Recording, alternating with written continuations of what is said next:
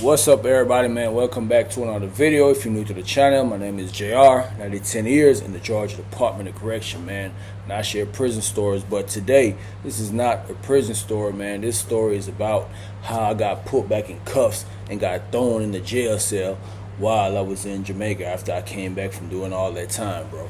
So let me get into the story, and I'll tell y'all about this, man. So it was a Friday night, bro. Typical Friday night. My dad had a restaurant and a bar on his compound where I was staying in Clarendon, Jamaica. Now, Clarendon, Jamaica is a parish in Jamaica. Y'all know Jamaica got parishes. It's 14 different parishes in Jamaica. So I was actually staying down by my dad's spot. Mind you, at the time now, my dad is living in the States. I'm pretty much controlling stuff down there as far as the restaurant. The restaurant wasn't open, but the bar was open. I was making sure everything was pretty much good. So the neighbor which my dad knew for a long time, bro, but I had met him and knew him for a couple months. He had passed away. So in Jamaica now, it's like a Jamaican thing. They have this thing they call a 9-night, bro. On the 9th night of the person dying, they have some type of celebration for that person. So on this particular night, this was the 9-night, bro. So, it was a whole bunch of people out there. Out of respect for the person beside us, we closed the bar. I closed the bar. So, I was out there. Mind you, it's next door to the bar. So I'm out there on the street just talking, vibing with everybody. My phone went dead, so I went and put my phone on the charger at the house. Now, it's two separate houses on this compound. It's a 4-bedroom house at the front, and it's like a 2-bedroom house at the back. Now, the 2-bedroom house was rented out to this teacher lady. I call her Teach. So now, at the front, I was staying at the front. I was sleeping in any room I wanted to. Was nobody really out there. So I had the front room. So I had to went and plug my phone up on the charger and went back out there, just vibing and talking with everybody who pulled up to pay their respect to the dude that had been passed away. So while I'm out there now, this is on the main road and it's like a straightaway. So, you had the bikers out there. A lot of bikers out there, bro. They popping wheelies. They going up and down on these little motorcycles. So the police came because it was a big crowd out there. The police came. They chasing the bikers up and down. So while I'm out there talking to these people and stuff, I was like, damn, my phone probably charged up some. Let me go back and get my phone. So on walking inside the premises, now the gate to the premises was open at this time, bro. On walking inside the premises, I noticed it was a police van inside the premises, bro, parked in front of the bar, and it was 2 motorcycles right there, bro. So I'm like, what is the police doing over here? I see they have one of the motorcycles in the back of the police van, and it was another one. It was 2 officers. Now me, I walked over there politely, bro, and it was like, excuse me, officer, what's going on over here? The first thing the officer said to me was, boy, move out to my face. He told me to move out his face. So I was like, hey, I told him my name. I told him this is my dad's property. It's no business going on over here at this time. The bar is closed. It's no official business. So I'm responsible for the property. So I'm just asking him what's going on. He told me again, hey, boy, move out of my face, and did exactly that. Flashed his hands away. So that naturally got me upset, bro, because of how he was disrespecting me. And I told him, I was like, man, this is my dad's property. I'm in charge of this place. So then he was like, hey, boy, and I said, move out of my face. For a 3rd time he did it. So I was like, what the heck is wrong with this dude, man? So I was like, all right, say no more. And he was like, what you say? I was like, say no more. Now I was walking towards the house. Now you got the bar over here, so I'm actually walking towards the house over here. So that's when I heard, mind you, it was 2 police, bro, but it was this one dude, bro. He was like probably a little bit taller than me, a little bit more size than me. You could tell he was a young buck. He was hot-headed. So while I was walking away, he was on some stuff like, I don't know what wrong with this dude, talking about his dad property. I don't care. I'm the police. So that's when he told me, hey, boy, it's your mama, meaning it's your mama's and suck your mama. Now, this is a real bad word in Jamaica, bro, and that's what he told me. So instantly that really got me upset, and I told him right back. I was like, it's your mama too. I turned around and told him just like that. So that's when I started to open the grill. Because it's a padlock on the grill. I started to open the padlock on the grill. Bro, I just heard some footstep coming towards me. As soon as I turned around, man, this man done grabbed me right here. Done girded me up. So I'm like, instantly, bro, boom. My brain just went clicked in. As soon as he did that, I went to hitting him right in the weak point right here, bro. Boom. his hand flew off. When his hand flew off, I could see his eyes got big. Mind you, he was bigger than me and taller than me, bro. So instantly he was in shock, like, what? Man, he tried to hold me again. So I was like, man, get off of me. I was like, man, you got no business put your hands on me. You got no business put your hands on me. Instantly, bro, I ain't gonna lie, I probably was wrong for that. I went to squaring up with him, bro. Now, by this time, bro, it's starting to get the attention of other people who was right there at the neighbor's house. Now, everybody started to rush over, bro. Mind you, it's a whole crowd out there. Now, this dude, bro, the officer, that's when he started to reach for his pistol. And instantly, in my mind, I'm like, man, this dude here tripping. He about to act crazy. That's when he asked the other officer, tase him, tase him, tase him. No, he was like, Mason. That's what he said. He said, Mason, Mason, Mason, Mason. So I was like, man, it's too much attention. It's too much people out here, man. He pulling for his gun. So I was like, man, all right, man. He went there talking about, put your hands behind your back. Put your hands behind your back.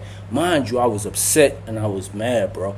My night was going perfectly fine, bro. And now everything had just turned upside down. And the first thing that flashed in my mind was telling me to put my hands behind my back. It's like, I'm going back in these cuffs. Bro, I ain't been back in cuffs since I've been out. And the feeling just to go back in some cuffs, bro, I'm like, man.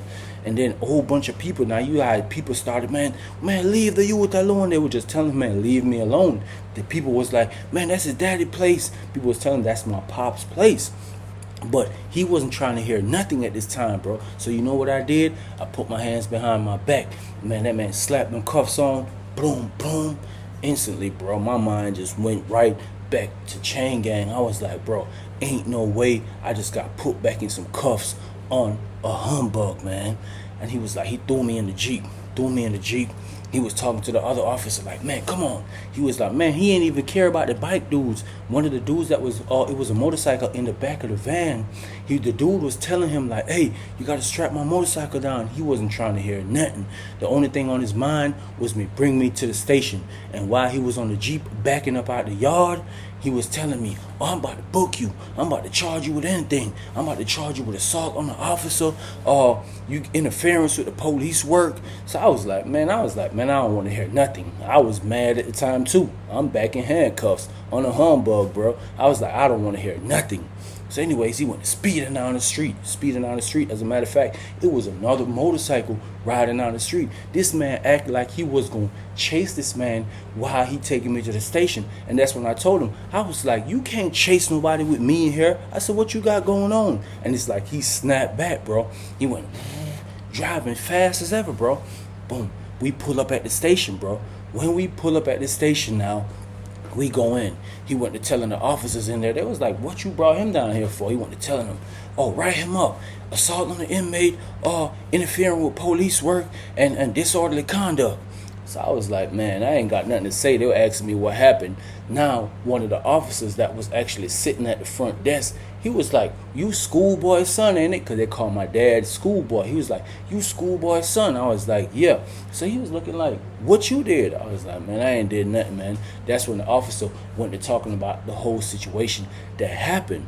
So he went to talking to Blobman. He went to writing in the book. They had this big old tall book, bro. Went to writing in it, doing all type of stuff. So me, I just sit back and I'm relaxed, bro. I'm like, man, now remind you, y'all, I do not have my phone.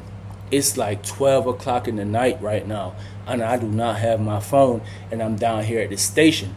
But I knew it was a lot of people that seen this go on, so I know somebody will probably try to get in contact with my dad or come down here and see what's going on with me down here at this station. So he write me up. The dude at the front desk asking me if I got somebody to bail me. I was like, man, I don't even have my phone. I don't know nobody number out my head. So now I'm feeling stuck. So they was like, we just gonna have to put you in the back, man. We gonna have to put you around there by the holding cell area. Now that pissed me off. I ain't gonna lie to you, bro.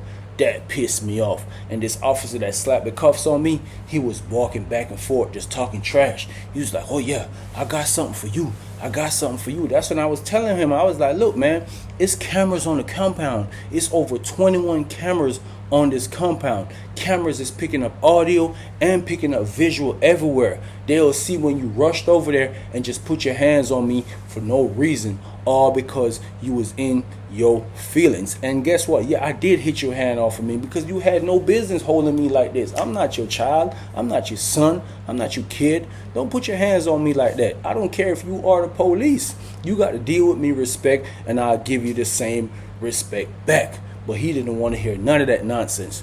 That's when one of the officers right there, he's like, man, I got to bring you in the back. You could tell like he really didn't want to do it. So anyways, boom, he walked me around to the back. Boom. I go in there now. They got like cells. So he's like, man, I ain't going to put you in no cell, man. I'm just going to put you in the hallway to sit down. Bro, I'm in the hallway. You can hear dudes talking. Some dudes are up. Some dudes sleep. They in their cell. I sit down.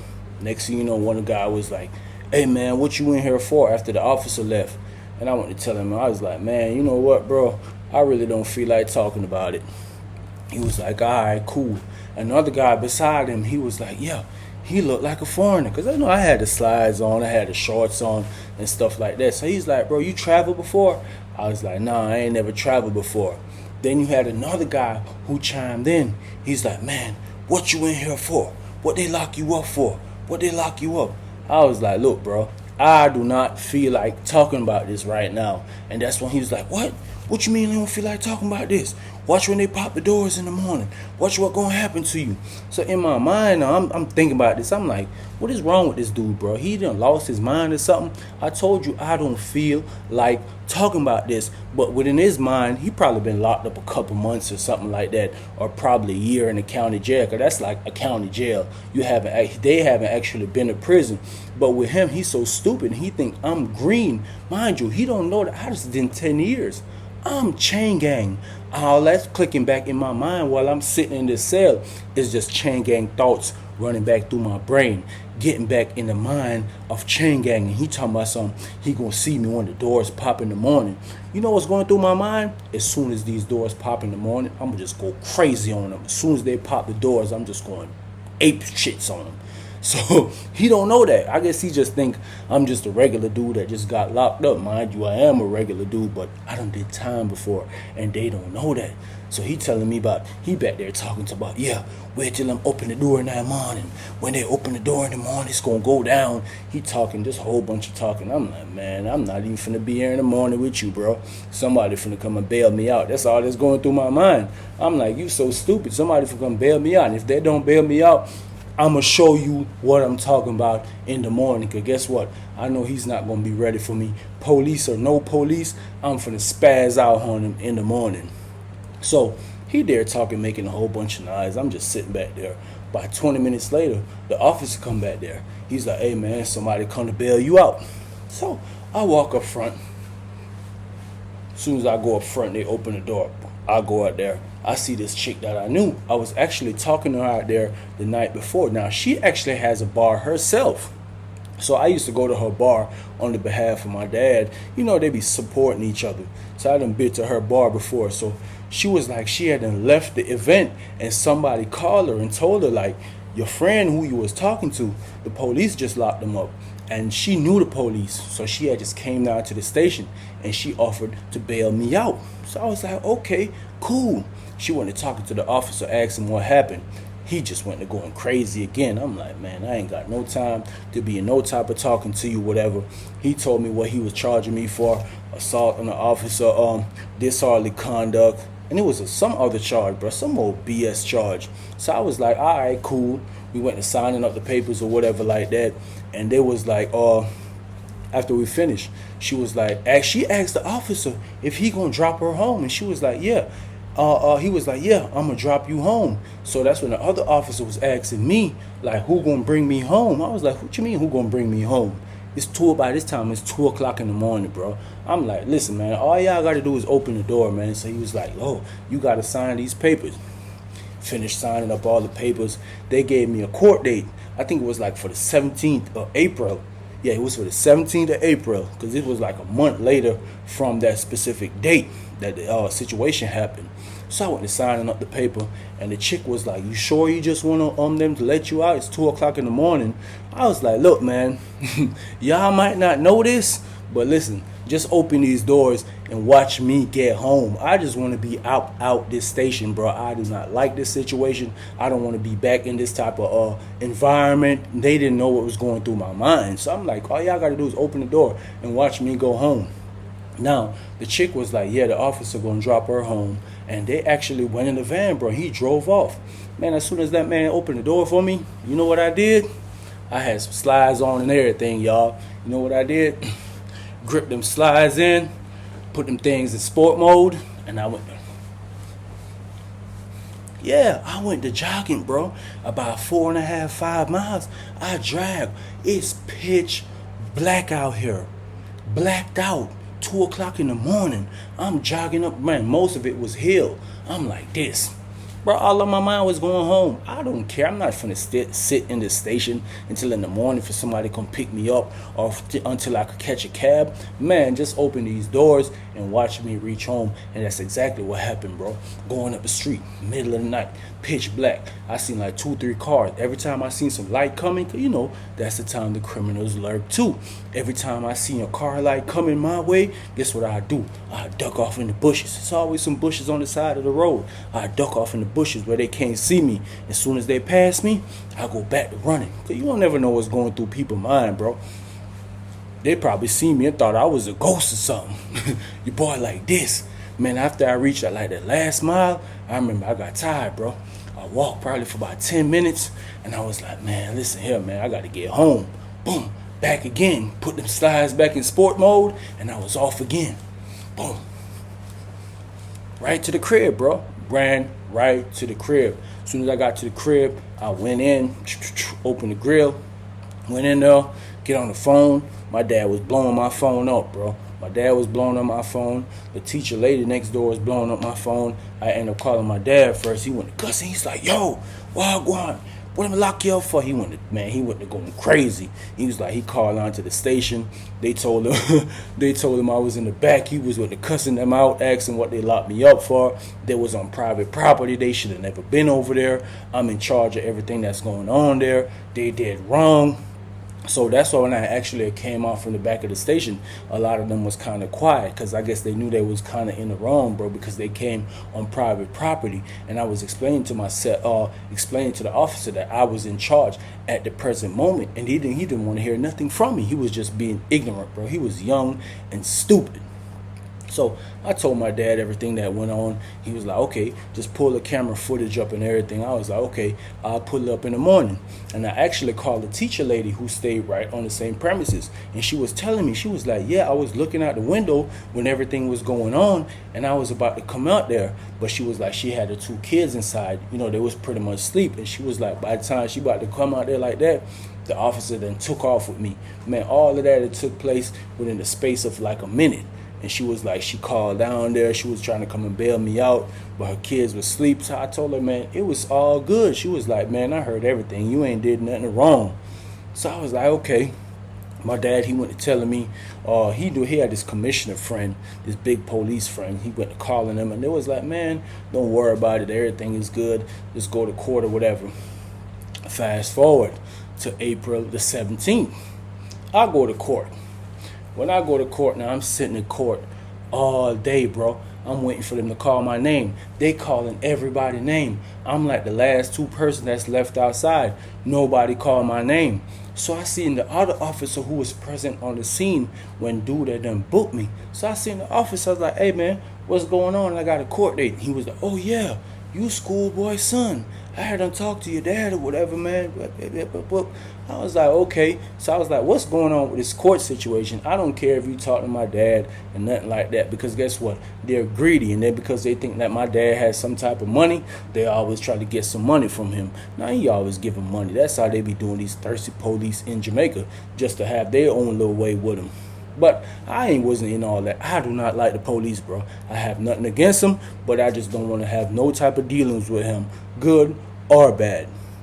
I'm asking him, so he's like, let me go in the back and check. He went to the court clerk office. He went to check, and he called me back there. They pulled the stuff up on the computer. He was like, man, you're not in the system. Your name not in the system. So he was like, okay, just give me your name. Give me your name, because I had my name written down on something. So he was like, give me the paper back. I'm gonna let these folks put in some paperwork that's giving me your number, and I let them put in the paperwork for a new court date. I was like, no. I said, man, I'm present at court right now. These are the charges that y'all had me charged for. It's no paperwork in. Y'all didn't turn the paperwork in. Y'all just gave me that court date tonight. But because y'all knew that y'all was in the wrong, y'all didn't turn the paperwork in. I'm not going to give you my number and all this stuff so you could call me for a new court date. Nah, it don't work like that. I turned up the court and y'all ain't had nothing ready. It's over with. And guess what I did? I walked right up out of there, hopped on a cab, and went right back to the crib. When I went back to the crib, my dad was asking me what's going on. I was like, they ain't even called my name. My dad, he went like, yeah, they wrong. They knew they was wrong. I was applying major pressure on them. Now, you know, he be thinking he did something good too. But they knew they was in the wrong, bro. They knew they should have never put me in cuff. That officer was just in his feelings because they was on private property, bro. But I ain't gonna lie, bro. That had really shook me up, just being back in handcuffs. I don't know how these guys do it as far as keep going back to chain gang. I cannot do it, bro. About 2 nights ago, I had a dream about me being in chain gang. Man, it was like a nightmare. I woke up sweating. You hear me? I was scared, but I was in this subconscious kind of state to where I was like, this can't be real. This got to be a dream because I didn't do nothing to get back in here, bro. And that just had me thinking. I was thinking about it, and I was chopping it up with one of the bros today, and I was telling him about the situation. Bro, I'd be so scared to end back up in a situation like that, bro. Man, you go in them cuffs and end up at behind the walls, man, your whole life done changed, bro. Everything is a whole 360. I don't care what you had going on out here, bro. It's pretty much done. It's shut down. You could have some people doing business for you or handling this for you, but as far as your personal life, bro, it's over with for you, bro, until they let you back out. I don't see why guys want to jeopardize their freedom and still do stuff to get back in there, bro. Now, back to this situation. Was I wrong for hitting the officer hand off me? Yes, I was wrong, but I was also in the right because he had no business putting his hands on me like that. It was just natural instinct, bro, for me to just bam, get his hands off me, bro. It was just natural instinct. But I'm just happy it turned out the right way and I didn't actually get charged. I had to go through the whole court system again, bro, or end up going back inside of a jail cell or end up going to prison, bro, because that would really break my heart. I'm not lying to y'all, bro. I could not end back up in a situation like that. I don't know how guys do it.